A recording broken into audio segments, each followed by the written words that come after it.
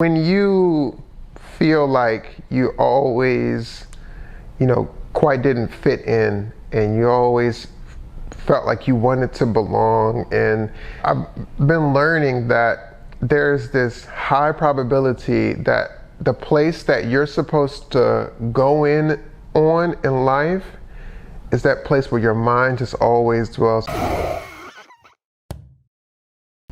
The best way to support the Work and Play podcast is by subscribing to the YouTube channel and by going to your favorite podcast player to subscribe and rate the Work and Play podcast. That's all you have to do. So if you are liking the Work and Play podcast, the content, the stories that we're sharing, and you know that this will help someone, go ahead and share the content to someone who could actually use it and help them on their journey to transition from corporate into entrepreneurship.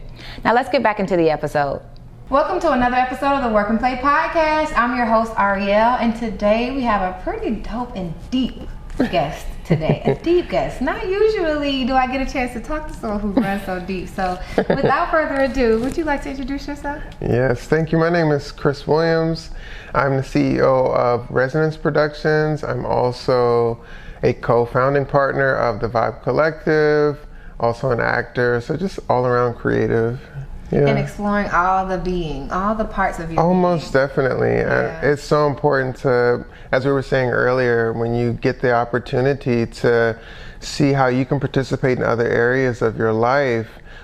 We always think about, is this going to be successful, or is this going to make me money? But if it makes me a more valuable individual, then I'll have more to share. And ultimately, money is attracted to a person of value. So the more experiences you have, when you're rich in experience, then of course the goal and the law is that riches will be attracted to you. Wonderful. Yeah. That literally embodies the self-actualization piece that we talk about on the podcast. Oftentimes I'm interviewing folks who went from corporate into entrepreneurship, and that route, oftentimes it opens up all these other opportunities where they can explore parts of themselves. Oh, for sure. That's the part that I like to dig into. So for you, in terms of self-actualization or your journey, what has been that process from going from either a 9 to 5 into what you're doing now, or what has your career process been? So how my journey really started, like when I took my leap of faith, was I was working in physical therapy. I worked in the wound care department. I was a wound care technician, and this job required me to talk to a lot of older people for hours because their treatment periods would be for a long period of time. And simultaneously, social media had started to have the 15-second videos, so I sing as well. So I started singing online, and as what I was putting out there, I started to get those types of opportunities back towards me, and people were asking me if I could come and do this or come and do that, sing. So went from singing to acting, modeling, and I would show some of that content to these older people, and I would essentially passively or directly talk about the viability of my dreams. And what I realized was the people who had gone all over the world, who had done a lot of things but were now there, at the time, they had a much more open outlook to life, and people who had never left that area, who'd never gone anywhere before, didn't quite see the viability of those dreams. And once I started to realize there was a pattern with the advice that people were giving, and then it started to make me really think about, was I personally thinking about what the potential of my dreams could be because of how other people were validating them or not?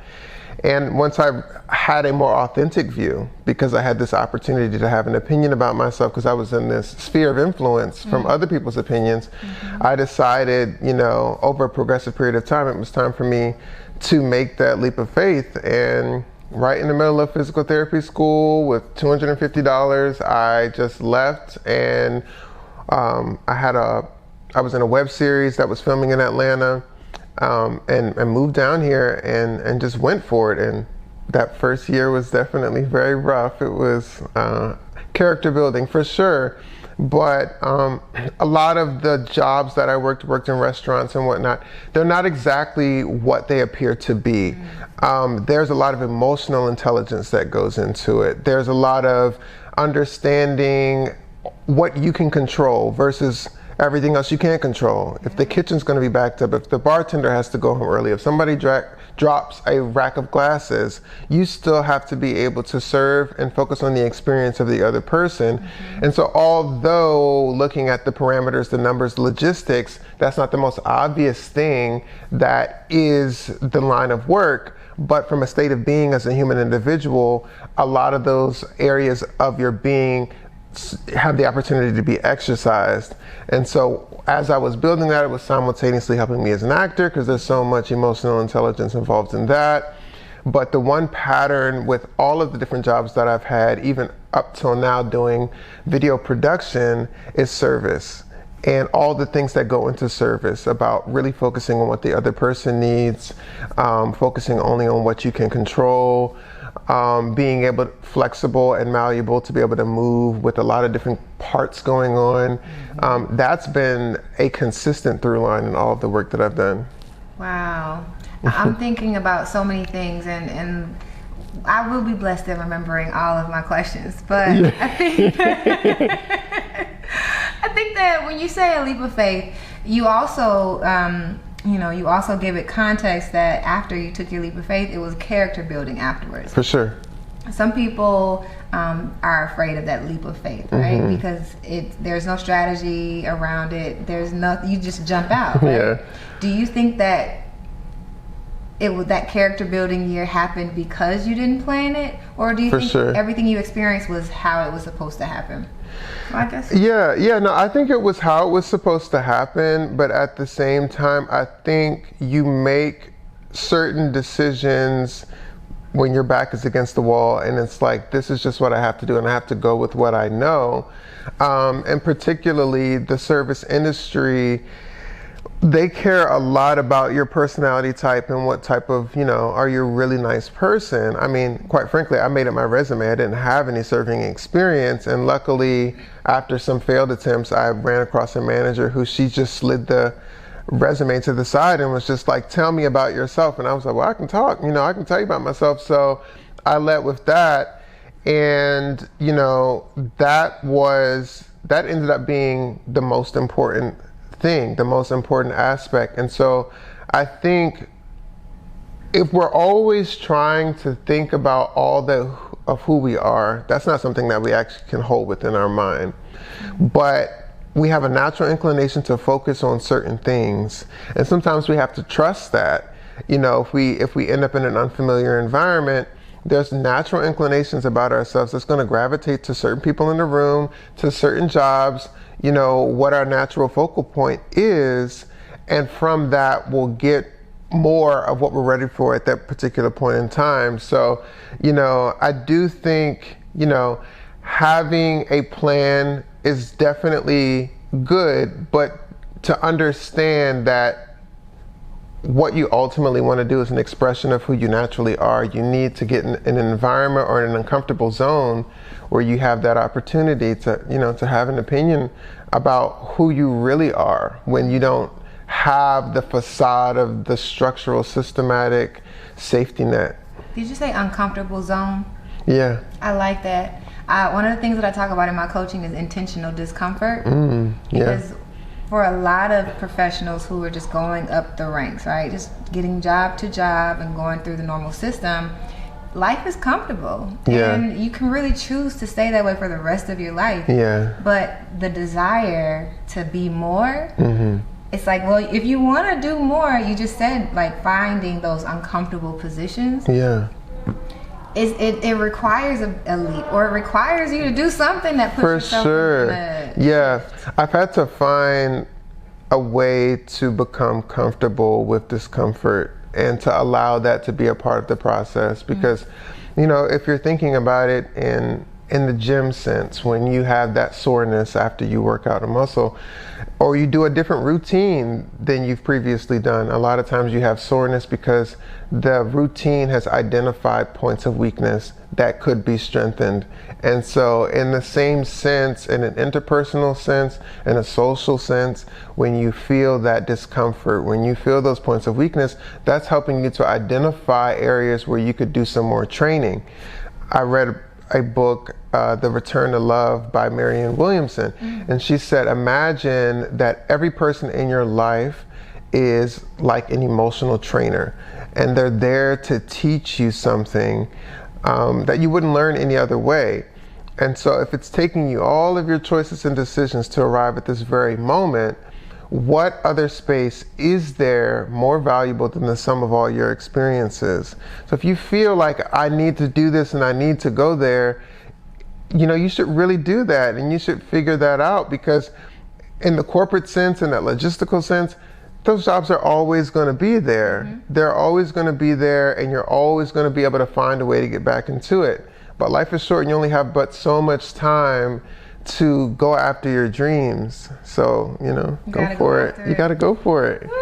There's another saying that aligns with what you said that I've heard in my lifetime, but it's if you don't know who you are, the world's going to tell you who you are. Right. Someone's going to identify who you are and what they need. They'll use you for that.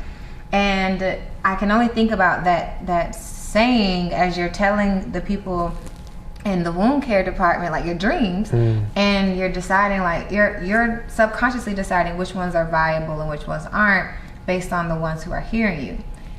So if I heard you correctly, there was a time when maybe the world was telling you who you were supposed to be. For sure. Like, we can get lost and think that our identity is just the echo chamber of frequent opinions that we're around most often. And that is what we call being a product of the environment. And the environment is only conducive to certain information, certain ideas. People are in your family only going to talk about but so many topics. They're only going to go but so deep with so many things. But who you are is so much bigger than the social constructs that we use to define our reality. And it's until you start to own that authenticity can you really diverge your own path. It was D.L. Hughley I was watching on CNN who said that to be authentic is to be divergent.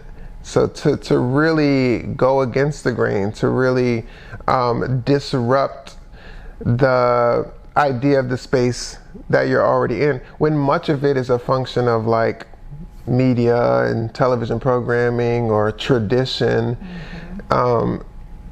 you have to ask yourself, is this all that I am? Yeah, you have to.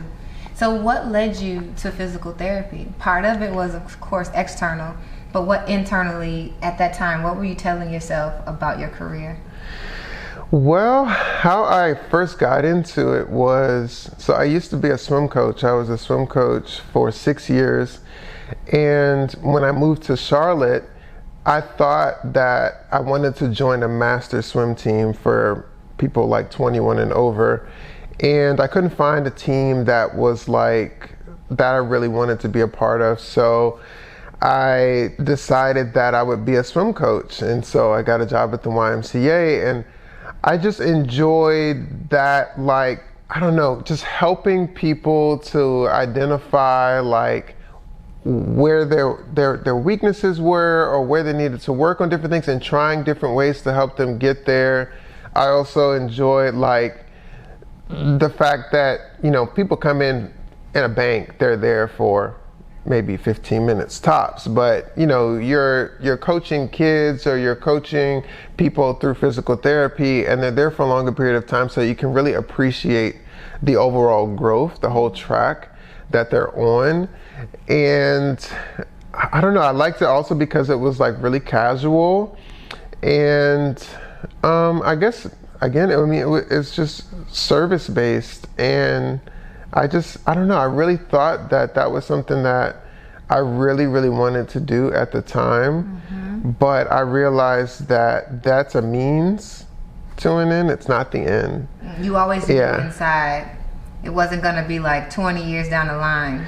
Yeah, like, at the time, I didn't really know. I was just thinking about the next amount of money that I was going to get paid for. I wasn't really thinking, like, all the way down the line. Of course, when I would go home, I would sing and I would, I would do creative things, I would draw and stuff, but because of who I was around, my mom would say like, well, you got to do something that's going to really make money.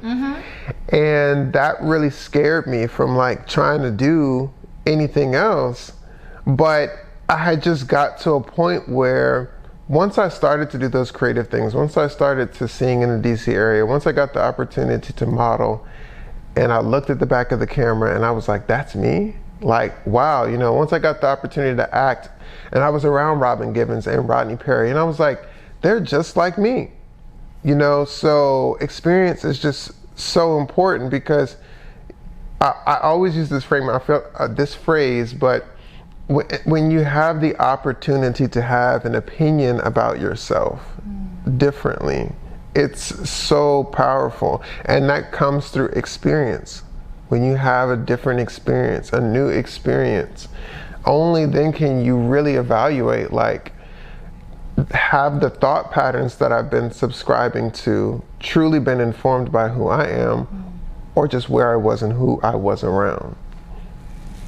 That is consistently gonna be the topic of the day, but it's super deep, and it makes a lot of sense about like the exploration part.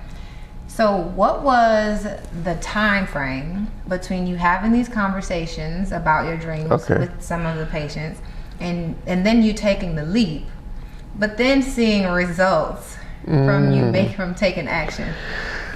Well, it was a year of me working in physical therapy and simultaneously trying these different things before I decided that I was gonna go for it. And it was like a twofold thing, because it was like I was having my idea of success in these environments because I was getting a lot of fulfillment. I wasn't getting a whole lot of money, but I was getting my idea of success. Now, simultaneously, my life at home was like really breaking down as well. Like, I had introduced two of my best friends to each other. They thought that they would be better off as best friends together. I was staying with my mom at the time. She was selling her house. I was now on like final warning at work because flying back and forth doing this web series. Like, I was late to work, I was tired. And so I didn't really feel like I had any other option than to go for it. And at the time, it seemed like it was going to be a very easy move. Somebody on the cast told me I could stay with them till I found a job and get on my feet. Then I got to Atlanta, and then they didn't answer their phone. So I just really had to figure it out, and I knew that I couldn't go back home. So one of my friends got a job at a restaurant. He helped me to get in there, and very quickly they could tell I didn't have any serving experience. I got fired from there. Found another serving job, got fired from there. Another one that was far away, just couldn't stand it. It wasn't like paying enough. So I quit there, to the point that I was driving for Postmates, and I pulled up at Bar Taco, and that's where the manager slid the resume to the side and just really got to know me. But at this point in time, I realized, I might not be the best server yet, but there are two things that I can do, and that's to show up on time and to have a great attitude. So I worked it from that angle. I was probably late to work maybe 2 times in the 3 years that I was there. Always had a great attitude, and I was always so interested in my coworkers beyond the uniforms that they would wear. And I just was really interested in, like, what do you do outside of here? Because I was like, if I can really connect with them, then they'll help me to learn how to do this other stuff. So simultaneously, as I'm really getting to know my coworkers, they're also helping me a lot more. They're helping bust my tables. They're helping to show me shortcuts, and I'm getting a whole lot better at serving. And that also helped me to feel like who I really was the thing that I really needed to be in order to be successful. So that just encouraged me even more to become even more confident. And I started to take certain liberties that were really authentic. I started a motivational based book club at the restaurant that we still host. We got a motivational speaker to come to the book club. Yeah, I was like really resourceful. Like, I noticed like one of my coworkers, she would draw all the time. So I asked her if she could make the poster board And so she took like old cardboard that we would use for the boxes and stuff and put it together, and like she put the date and then the book on like 2 little clips, like clothespins, and hung that there. And then somebody in the restaurant, she's a photographer, so I asked her if she could come and take pictures, so she would come and take high quality pictures. Then my friend Drew was so interested in like interviewing people and doing podcasts, so I said, when the motivational speaker comes, I want you to interview him. And my manager, she was just the best. She took care of the food and all the drinks and stuff like that. And we would get like 15, sometimes 20 people from the restaurant to come and sit at the book club. And fast forward now, that same manager is a regional manager over all the bar tacos in Atlanta. She just got featured in Forbes magazine, and she used it. She showcased our pictures from the book club. So I'm blown away by this experience. One, because like you learned serving. Anybody who doesn't understand serving, and I've never been a server, but I understand that it's more work than people think. It's a challenge, yeah. But then the other part is you finding that being your authentic self is what made you succeed in serving. That's a career win, right? Yeah. Because especially when the first job they were like, hold up, this guy does not. Right, he don't know what he's doing. But the fact that you were able to overcome that and put that as a win is dope. Yeah. But the other side, I'm imagining bippity boppity boo with all of these different people and their skill sets, their strength, their superpowers. Yes. And you identifying that in others and then giving them a platform to exercise that gift. Yeah, yeah. Did you recognize that that's what you were doing? I haven't had it like articulated in that way, but I majored in psychology, and I said if I did go to grad school for psychology, I would have went for organizational psychology. And so essentially what you're talking about is organizational psychology. And so it's interesting how that still ends up playing out. Now, another tier from that was, now when I first left the restaurant, and at the time I was a whole lot more built, a lot more muscular, that motivational speaker asked me to partner with him on creating a fitness app called Creative Fitness, and he had a whole team. And so we were working on doing that, but that didn't quite work out because there was 2 different things going on. One person was concerned with who was if she was gonna be known as the face, and I just wanted to be effective, you know? So that kind of fizzled out. But it started with 7 when we lost our job from the pandemic. We were working on a small series at the restaurant. These same people from like the book club and stuff, we decided we would do like a 5-minute series from the restaurant, and we all lost our jobs. So now there's a raging pandemic, nobody has any income, there's a rogue president going on, and I got this opportunity to now have an opinion about myself and for other people to see how I could function. And having read all of these motivational based books, I was like primed to think of every obstacle as an opportunity in disguise. So I just kept pushing it forward. And we went from supposed to film this short series at the old restaurant to finding a new location, to finding a new production team, starting a GoFundMe where we tried to raise $25,000, we only raised $1,500, but we bought a camera. We casted the actors off of Actors Access. It went from 7 people to 4 people to 3 people, but those 2 other people are now my business partners in my production company, RZNZ Productions. So, yeah. What was the opportunity that you got to have an opinion about yourself?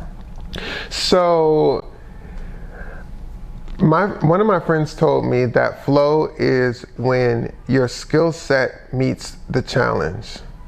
When I lost my job, there were certain aspects of myself that I didn't get to acknowledge, i.e. being a leader, and always finding the opportunity and always being optimistic. One of my friends told me, was like, you're not so much an eternal optimist as you are solution oriented. So where everybody else was like, this is not the greatest time to try to do this. This is not the best time to try to push this forward. I was like, no, this is a great time. Like, we can figure it out. we can, and just continue to pivot, and no matter what happens, part of being optimistic or solution oriented is how quickly can you let go of the expectation of how things were supposed to be and reset and then move forward. If your phone were to get stuck, right, you would immediately turn your phone off and then turn it back on. You would reset it. But how many times in life do people go through things and they get stuck, sometimes for weeks, years, decades, because they don't have the ability to release and let go of what they expected it to be in order for them to have enough capacity to envision what's to happen, what's to come forward from that. So I kind of went on a little tangent there, but what I'm getting, if I'm hearing you correctly, is when life started to shift, when the pandemic happened, right? And people's destinies kind of were up in the up in the air. A lot of people took that opportunity to hem and haw. Have you read Who Moved My Cheese? Yeah, no, I haven't. But I've heard of it. Everything you say philosophy. Oh yeah, hem and haw is a very simple fable about not being able to pivot. So when the pandemic first started, there are people who are just like, oh, why can't things be the way they're supposed to be? Versus you having the opportunity to have an opinion on your life. You're like, nah, this is who I want to become. I don't care if it's a pandemic or not. I'm taking my career, taking my life into my own hands. For sure. No, we don't live life in a vacuum outside of everything else that's going on. Like, life is always there for us. It's always speaking to us. I'm a firm believer in God, and He always makes a way. And when I first got laid off from my job, and I don't do this often, but this particular day, the day after, I created a video on YouTube, and I said, this is my first day being laid off, and I never thought, working in a restaurant, that I would lose access to those people. And, it's about access and being able to access people.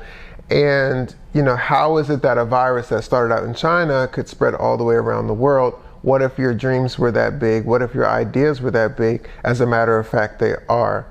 One of the most recent videos I did about a month ago was talking, and I was interviewing my B2B business partner who does marketing, talking about the future of the workspace and talking about post-pandemic, how people have been able to have access with people all around the world and have seen the quality of ideas in other countries and in global markets and the connection points of all those different things.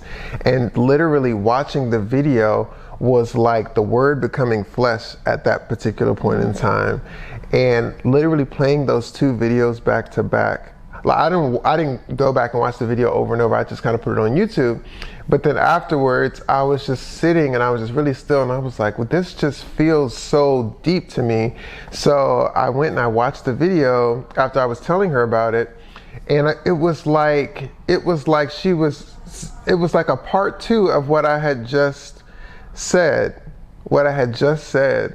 So, there's this through line in your entire life that is connected, and we get lost in the whole facade of what everything is, but your design, how you're pre-designed as a person, you have a specific way that you're going to function and you're going to participate with life. And when you have different experiences, you're able to really see yourself in no matter what it is that is going on. Now you talk to people differently, you listen to different things, you take in new information, and the context of your conversation starts to change. So once the context of your conversation starts to change, then you participate with life differently. And then you engage with life differently, and the outcomes in life are different. That is so true. I'm laughing because there is a story that I tell all the time when I knew I was changing. It's because for a long time, I was never truly a deep person. Nowadays, people might say, girl, you are always so deep. But I remember being I was on a vacation with a friend of mine, and we were talking about something race related. And I said something about someone, I can't remember if it was if I related to Gandhi or Malcolm. I can't remember what it was. And she looked back like, what? Yeah. Like, as if, you know, it was so interesting that I would have an opinion. Right, yeah. About something. So like you said, you start to engage with like life differently. And the context of your conversation is different. Yes. And that is just funny because, like, you know, if you don't know that you're changing, the way people react to you will start to change. Yeah. And honestly, the part about other people telling you who you are, there's two sides to that coin, right? Because as you continue to experience life, that's feedback. Yes. The way people react to you. Yes. Yeah, life is always speaking to you. And so that's why it's so important to like really be humble. And once you come out of that emotional spin of somebody telling you something that you may disagree with in that point in time, we co-create all of our experiences. So there's always something that we can gain from it. And so I try to be like really still even when somebody tells me something or life gives me some feedback that I was like, man, like God, I didn't see that on the to-do list or what was coming up. But you really sit back and it's just like, you know what, let me be better for it, you know, because of what happened. But you know, life is speaking to you all the time, and when you take the time just in your day-to-day to think and be more investigative, like with your coworkers, to acknowledge more of what's really going on in the fullness of your life, how nice it is outside. That same purview, as you're starting to look at another career path for yourself, will give you that great level of awareness too. Now when you're doing your market research and you're looking at articles that anticipate where corporate trends are going to be, or where commercial real estate is going to be, or what is the state of production, you're going to be able to use your authentic lens and start to craft your own specific route. So now when you're having these sales meetings or when you're having these proposals and these pitches, you can be having eliciting these aha moments in the people that you're talking about, because you understand that you don't just live in a vacuum outside of life, but from, you know, just from the person that's around you, from your day-to-day life, and then all the way up into your career path. Having that great level of awareness is something that,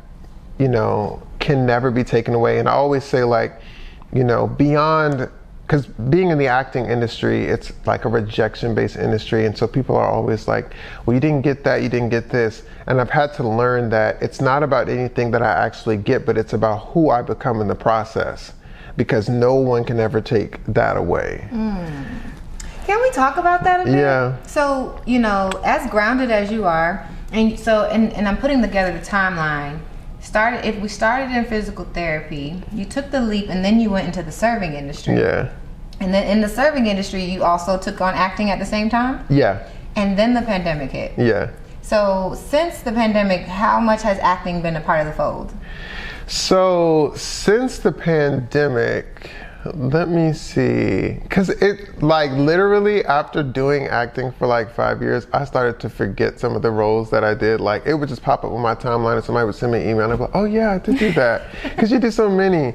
But I would say the biggest thing that I was anticipating over the course of the pandemic was the release of Raising Dion season 2. Right before then, like, my best friend had just moved down to Atlanta and she was living with me. And at this point in time, I'm like mature enough within my acting that I'm not just hoping that I book the part, but rather I just want to have a good time. Like, I just want to have a good time. And it's because I had to get to a point where I could watch the audition tape back and say, I enjoyed that. And then it was good. So, but because that was what happened, or where I was now, when I did the audition, like, we had so much fun, and, you know, and I just sent it off and I didn't really think too much about it. And a couple weeks later, she asked me what happened with that audition with Raising Dion. And I said, oh, I don't really, you know, follow up on stuff like that anymore. Like, it was fun, you know what I'm saying? Like, we'll see whatever happens. literally, as soon as I left her room, I looked at my phone and I had a message from 2 minutes ago, and my agent had said, "You're on hold for Raising Dion." Yeah. And so what did you do? Did you go back? I freaked out. I went back in the room and I was just like, oh my gosh, like I'm on hold for this. I think I'm gonna book it. Like, so, and I did, and I went and I filmed, and it was incredible. At the same time though, I fell off a bird scooter and I hurt my hand, and I ended up being in a cast for 6 weeks. And I was like this close to getting recasted. But did it really interfere with your? Yeah, like my fittings and stuff like that, like for the costume, because I play the superhero version of him. So, you know, I had to reschedule a lot of stuff. The production was freaking out, but they moved my film date a few months down, which I was like shocked, because you know, I wasn't playing a reoccurring role or anything, but on Netflix, those are $5 million days to reschedule. Wow. And so I was just super grateful about that.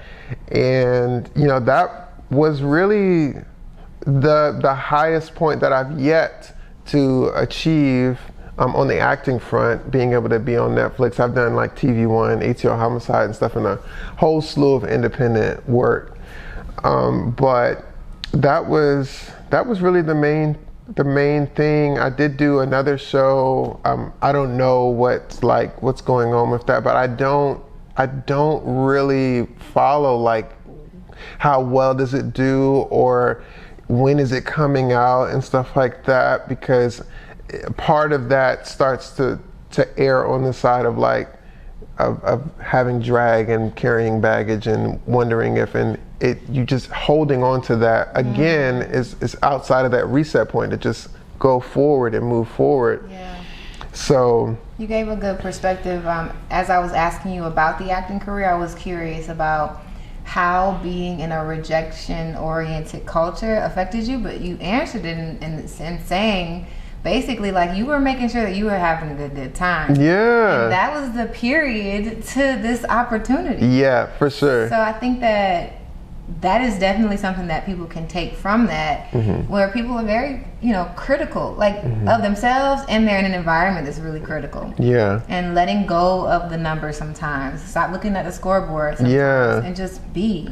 Yeah, and it's so important for you to like learn how to have your own measuring system for your own success.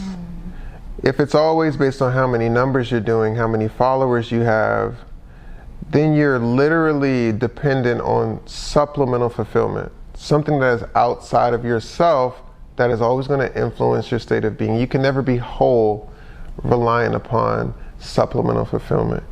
True fulfillment is being able to see and say for yourself, I did a great job. I am proud of myself. You have to walk around with yourself all the time. So you better be your biggest cheerleader, and you better be your own best friend. You know, like you have to, you know, sometimes we talk so bad to ourselves. We would never let another person talk to ourselves the way that we would never let another person talk to us the way we talk to ourselves. Yeah, exactly. So, you know, just being able to like have that independent system, like that's what acting and that rejection period of time like really taught me was like, because when I would first audition, I was like following up, like I can do another take, like I can switch it up, like if y'all need me to switch it up. And it was literally like till I like aligned with that biblical principle, I shall not want.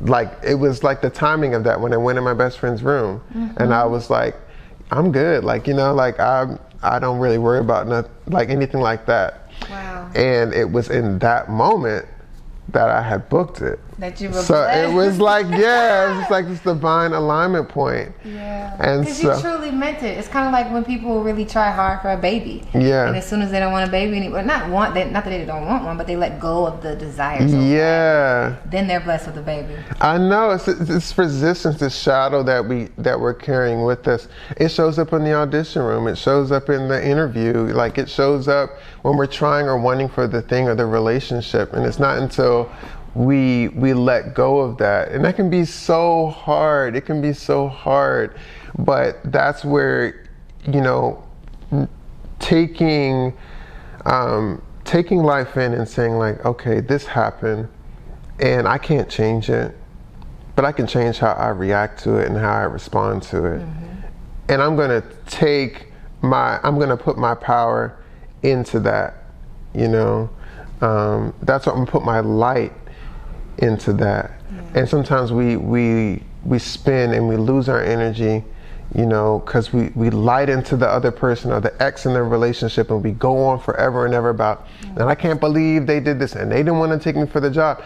And then what do you end up doing? You're taking a nap because you're drained and you're tired, and all your energy went into that situation instead of saying, you know, I think it was Kerry Washington who said she believes that there's only 3 answers: yes, yes but not right now, or no, because I have something better in mind. I've heard that. Yes. Yeah, and so adopting that way of thinking, you know, it helps you to see what the next thing can be.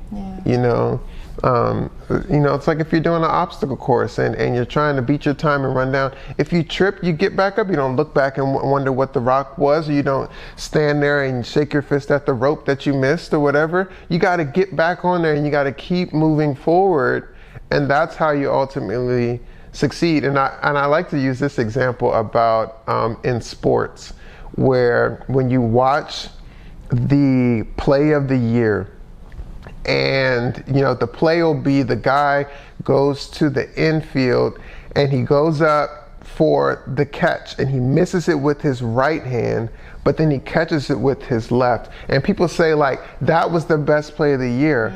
But in reality he made a mistake, but he recovered quickly, and that's why we call it the play of the year. Wow, that's amazing.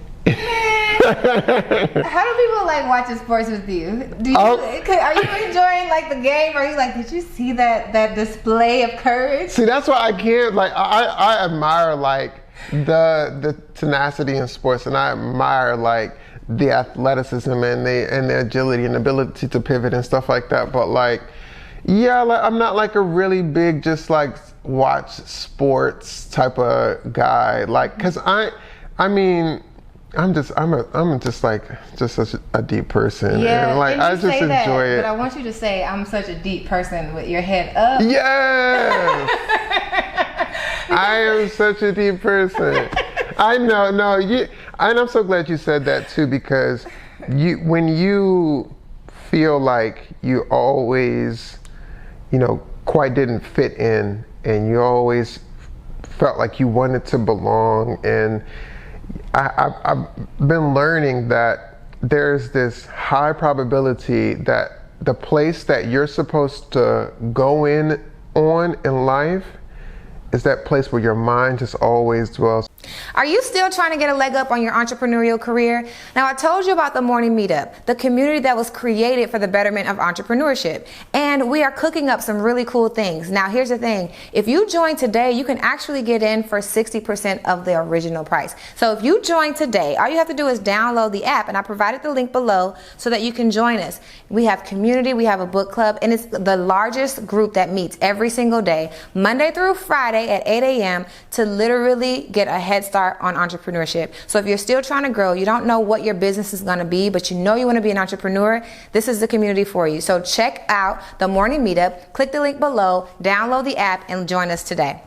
If you're always thinking about creative ideas, if you're always thinking about the vision, about, you know, how things can be, and people always, what would make you think that? What would make you say that? You may be on to something. You maybe need to talk with other people who are fixated on ideas, who are fixated on making the imagination real, and stop diminishing yourself and dumbing yourself down so that you can just have these, you know, Nene Leakes level no shade, like these just, you know, surface around level. The way type, surface level reactionary type of like interactions. That's just like, cause I'm not good with small talk, and I'm getting older. I'll be 35 in June, so Like, whereas before I would try to do that, now I just watch.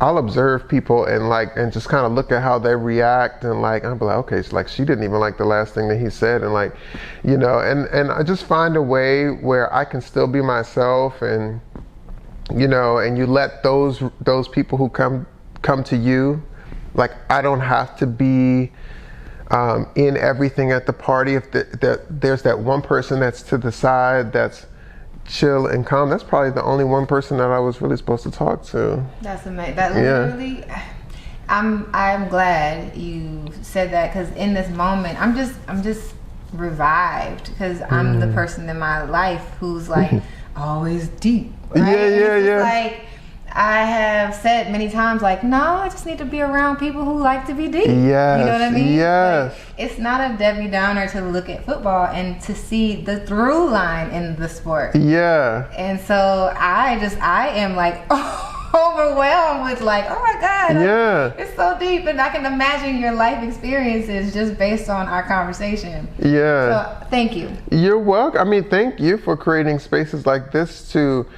acknowledge more of who you are and to bring in people who see life the way that you do. It's the same reason I created a book club, because I was like, I want to be able to attract out of this space and out of the people around me, like those people who really authentically look at life the way that I do, and then we can engage, you know, on ideas and the potential of things together. Absolutely. Yeah. Speaking of the Vibe Collective, did I say that right? Yeah. It was a vibe. Yeah. Yes. No pun intended, but pun intended. I got a chance to visit the Vibe Collective one night. Shout out to Darius. And I really enjoyed myself. So I was telling you, thank you for bringing it to the world. Yeah. I was telling a friend of mine before the pandemic that I wanted to do more things like that, because very often I got to be this cookie cut out person and never explored the other areas of myself. Right? Yeah. This conversation comes full circle. So what was it? Was this one of the ideas that you had years before that you were like speaking into existence, or how did the idea or the concept of Vibe Collective come about? Oh my gosh, I think it was a lot of different things that were going on. I mean, my best friend and I, we've been friends since middle school. She taught me how to sing. She would do poetry, and then she would start singing, and then I wanted to learn, and she was like, well, you kind of have a voice, but you're down here. And I was trying to be like the tenors on the radio, so she helped me to find the pocket for my voice. And then once she moved in during the pandemic, there was just that natural synergy going. Like now we would freestyle together, and we would be singing and stuff like it. We were just kind of waking up that way that we would kind of talk and converse in our creative sphere. And at the time I had went on a cabin trip in the DC area, and I remember watching, while we were waiting to leave, something on TV. Some guy had put on YouTube Taco Tuesdays, which is like artists that get together at each other's houses, like big time artists, and they would just jam out and just have a good time. And I just was like, wow, that would be like really cool, like if we did something like that. So when I got home, I talked to my best friend. I was like, well, why don't we have like a jam session at the house? And I was like, we can invite over some musicians, and we can invite over some people that sing and stuff like that, and we'll just have a good time. And you know, the first one, the band didn't show up, so we just had to play beats on the Bluetooth speaker, but we had a good time, and we just sang and freestyled. And then we were like, everybody said, you know, it was fun. So the second one, we finally got the band to come over, and we had people, and everybody was just singing and freestyling, and I had my camera equipment going, and we were recording it. And then after that, somebody from the event called and said, hey, my friend over at Cafe Lucia's is looking to do an open mic.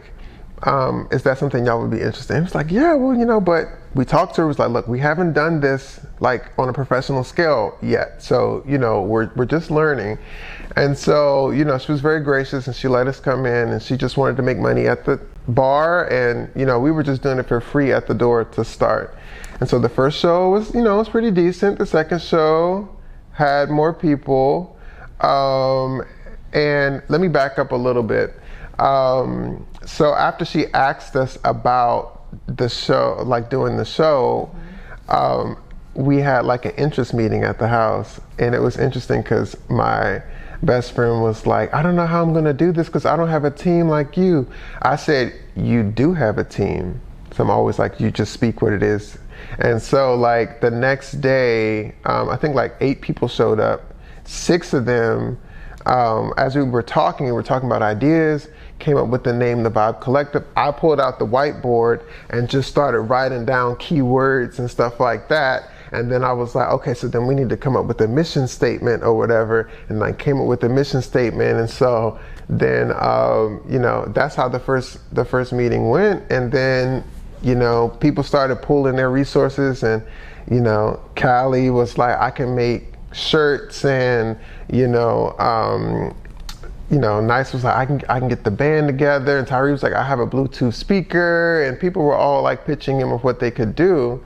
And so then we went to the cafe, had the first show, it was great. Second show, more people. Third show, oh my gosh, it was people all outside the door. And it wasn't like they were waiting to get in, because there was no way for them to get in, but they were listening from outside the door. And so, and everything went wrong that show logistics wise. Like she didn't have enough people behind the bar. At the end of the night, the fire marshal had came, but the show was over, so we were good. I was an hour and a half late because I was like working on the video that we were going to play, but the band was on time, the crowd was excited, and everybody in the collective just put on that brave face and made sure everybody had a great time. So I feel like that was like a really good test, was like, if I take down everything and just let you serve the people, and people whose really hearts are in it, will you do what you need to do? Yes. And I could tell, because I've learned enough to listen to life, that when there's a lot of disruption, that sometimes it's time for you to move. Sometimes it's time for you to leave. And so that night had a lot of disruption with like the lady. She ended up kind of having like, she was upset about some things, and and the fire marshal came, and the people were outside, and I said, y'all, we're gonna have to find a new location. And they were like, no, we gotta just figure. I said, we have to find a new location. And so they were like, okay. Like, so then, we started looking around to find another location. And that's where we ended up over at Unity Cafe, where they have a capacity for up to 200 people. And I looked online to look at their reviews and see what they were really about and their mission. And they were about some of the things that we talked about, like during that interest meeting, with like helping the youth and mentoring them, and creating Black equity, and helping to create ownership in our communities. And that's something that they're on mission to be able to do as well. And so it's just continued to align, and since we've been there, I think we're at 4 or 5 shows at this new location, and they've been great. And yesterday we had a show, and I had to step outside because I was just looking through the window, and I was like, this started in my living room. Like, this started in my living room. People are in here, and they're making money, and they're having fun, and they're cheering each other on. Oh gosh, I'm not gonna do it. So, like, the best, like, because you are following your true self, your authentic self, you are literally opening, your energy is opening the door for so many people who don't even know you yet.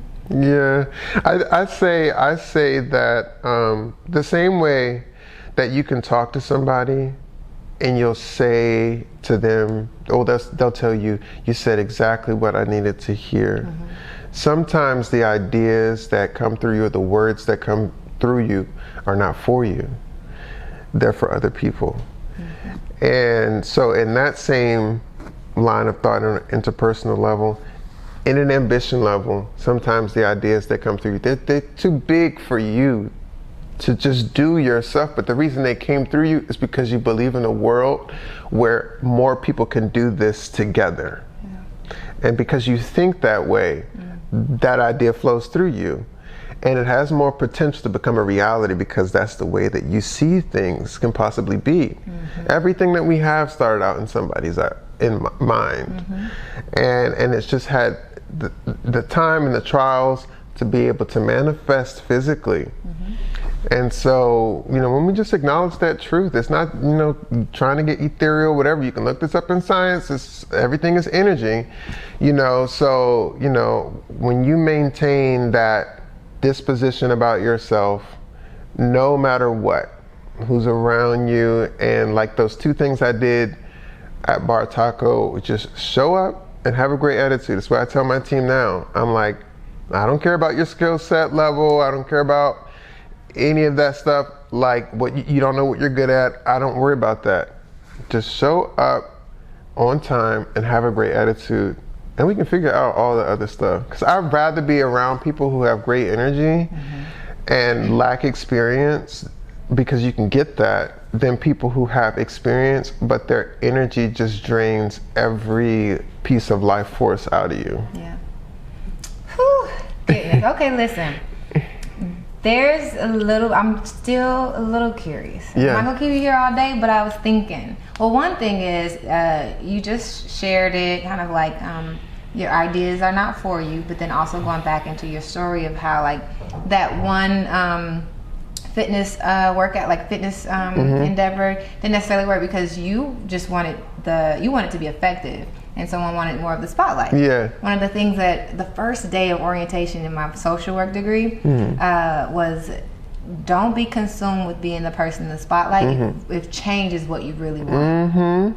And literally coming back to what you're saying, remembering what exactly I am bringing into the world, and remembering that credibility goes out the window if what you seek is change. I think that for those people who are trying to break into impact and truly change the world, we gotta let that ego, put it to the side for a bit. For sure. People focus a lot on visibility, especially nowadays, social media and everything, want to be seen instead of impact and being effective. You know, I used to desire to be famous, but now it's like I desire to be effective. And if being effective gets me famous, then it's for the right reasons. Because a lot of people that's out there that are just out there, and it's just like, we out here, y'all. Like, we just out here. And there's just nothing really, you know, going on. And, you know, when you just want to be seen, or it's just about the position that you're in, you know, that is something that's always going to be fleeting. What happened with the celebrities when, you know, they got lumped into the social media world and they weren't getting as much engagement as the social media influencers were, because now they didn't have the award shows and the talk shows and all that stuff to highlight them, you know, and working on a corporate job, you lose your job and you lose your position. But never forget that it is you who is doing the job. It is you who is finding the solutions. It is you that is, you know, that is showing up and having these high-level conversations. You know, it is ultimately you.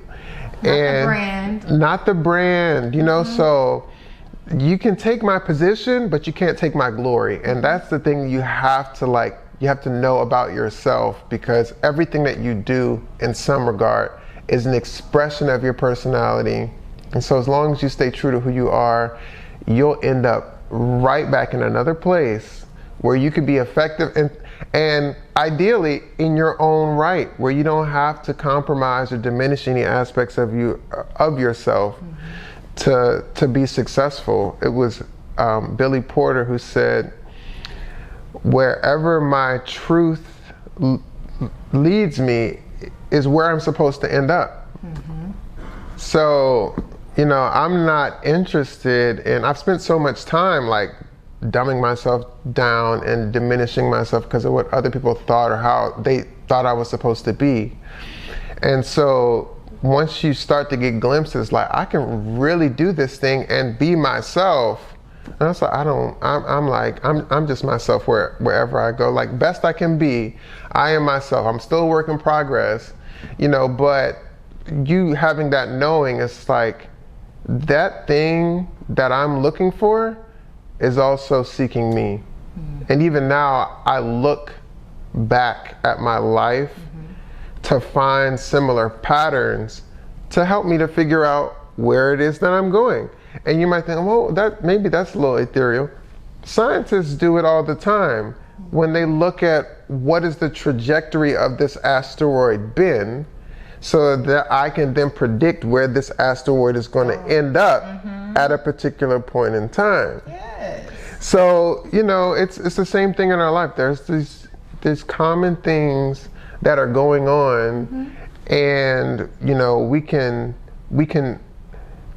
have to be able to take ourselves out of the whole facade, the position, the visibility, and just look at like, how have I been effective? And in every job that I've worked, who have I truly been? And build from that. Love it. You mentioned the trajectory, and it reminds me of my very last question. It was about before, you know, the journey really began. Maybe it wasn't before, because I'm trying to understand the timeline, but there was a point in your life where you said that, you know, your relationships were kind of dismantling. And I think about the positive story, I'm characterizing as positive, but life happens in that. And then I'm thinking about the part where you said, you know, life was dismantling, or your relationships were dismantling. And I'm curious of how you learned to be as some of these very integral relationships were being affected. Were you looking at yourself like, what's going on? Or how were you? Sure. Yeah. In the moment, like, it was very hard. Like, it was just very difficult. Like, you know, going through stuff like that, I didn't understand it. Now, with introducing these two best friends to each other, I was simultaneously doing modeling and acting at the same time, and I was telling them about it. And they come from that life where that's not something that we all do. And so I'm like super excited about this, and they just like, okay, yeah, all right, so where's the turn up tonight? Like, send me the flyer. You know, like, they just didn't have the bandwidth or the capacity to really go there with me. And so even if it wasn't directly diminishing, it was passively, because they didn't get on the frequency with me of it and start to help me to see more of the potential. It just made me kind of shrink myself a little bit. I didn't realize that at the time. I just thought that that's what happens, you know, when you tell certain people ideas. Like, that's what they're going to give you. So maybe it's just not that, maybe it's me, you know. But my mom told me that they were jealous, and I was like, jealous? Like, no, like that's not jealousy. Like, I couldn't possibly see that, you know. But moms, they always just know. And she was like, no, they're jealous because you're out here and you're doing these things, and they're not getting these opportunities to be able to do those things. And, you know, but following who you are, again, that authenticity being divergent, that a divergent thing is a violent thing. Like, it is a violent act, and there are going to be consequences, some that you don't anticipate or expect. But, you know, you're always going to have to let go of something in order to grab onto the next thing. And there was an actor who was on the first series that I was working with. When I was getting ready to move, I was kind of going over the whole idea of it, and I had messaged him. I said, you know, I'm just so worried about what I'm going to lose and the friends that I'm going to lose and stuff like that. And he said, you're going to connect with people in ways that you were never able to connect with those friends before. And, you know, that really stuck with me, because we can't see what we're going to gain for what we lose. And, you know, there's going to be those little indicators of you progressing and certain people who are right for you. Like, I would say to really boil this down into a nutshell, is to pay attention to what version of yourself shows up around certain people. If you feel like life is more possible, if you feel like you can take on the world, if you give them an idea and they give you the next 3-4 steps, that's a keeper. And you tell people and they quickly change the subject, or they laugh it off and they go on about something else, or they say, I don't even know how they present you with problems. They're giving you hints that there's always going to be obstacles in you becoming that version of yourself in their life. So. Jeez. That's a practical tip right there. Yeah. And I think that's good parenting advice. That's good mentoring advice. Yeah. That's good guidance. That's definitely good compass guidance. Oh, for sure. For some people, I know that the pandemic brought up a lot of internal abilities for them to like just think and sit with themselves and decide what they truly want. But that part that you're mentioning about like being able to evaluate your circle, mm-hmm. you know, I wonder the pros and cons of people who were living and maybe didn't see like they had as much control over the circle that they had, right? Oh my gosh, I know. So it's just kind of in a place where like, ooh, you know, but still thinking solution oriented, thinking how people find their way around people who are like that. Yeah. I think that's the beauty of the advice you just gave. Yeah. You have to kind of take a long view of being a solution to those people that you want to change in your life. For instance, like my sister, she's an Aries, she's an Aries, she's a fire sign. So like I would try to tell her advice, and it was just concept and philosophy at this point. And so she was just like, no, but still, she never would like take in what it is that I was saying. It wasn't until I moved here, booking Netflix, seeing like, you know, me living my dreams, starting my own business. Now I'm able to engage with her, and she's like, maybe he's on to something. Like maybe, you know, he knows something, and then I should listen. That, you know, that there's some credibility. Mm-hmm. So people use the phrase, you know, being a product. You're just a product of your environment. Okay, well if that's the case, if you from your environment decide to go and become your more authentic version of yourself, then within the environment, the social network of your family, of your community, and who you are in that, if you change, then the entire environment changes. Because now they have a new representative to aspire to be like, who has come from where they have come from and has a different story. And so yes, the statement is still true. We are products of our environment. But when we take the mindset in that statement that life does not only affect me, but I can affect life too.